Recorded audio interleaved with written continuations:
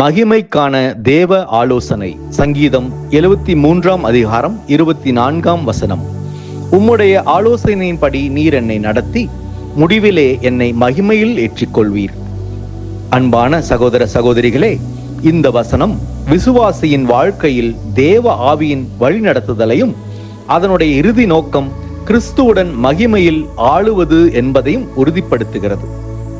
உம்முடைய ஆலோசனை என்பது நம்முடைய தனிப்பட்ட விருப்பங்கள் அல்ல, மாறாக தேவனுடைய மாபெரும் மீட்பின் திட்டத்தையும் அவருடைய மாறாத வார்த்தையையும் குறிக்கிறது.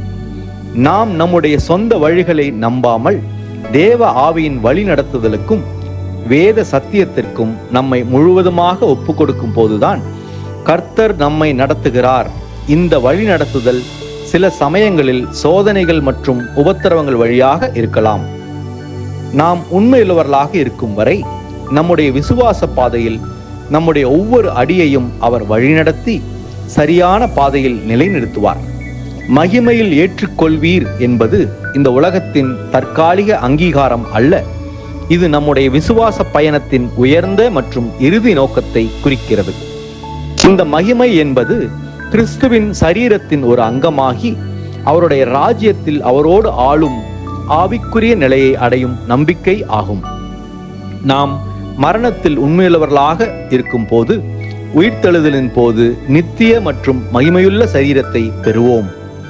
இந்த மகிமையை பெறுவதற்கான ஒரே நிபந்தனை தேவனுடைய சித்தத்தின்படி நம்முடைய வாழ்நாள் முழுவதும் உண்மையுடன் நடத்தப்பட வேண்டும்.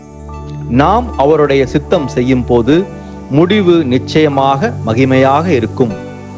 அன்பானவர்களே, நம்முடைய வழிகளை கர்த்தரிடத்தில் ஒப்புக் கொடுப்போம். அவருடைய ஆலோசனையின்படி நடப்போம். அப்பொழுது முடிவிலே நாம் நித்திய மகிமையில் ஏற்றுக்கொள்ளப்படுவோம். மீண்டும் ஒரு வசனத்தின் ஆழமான சத்திய விளக்கத்தோடு நாளை சந்திப்போம்.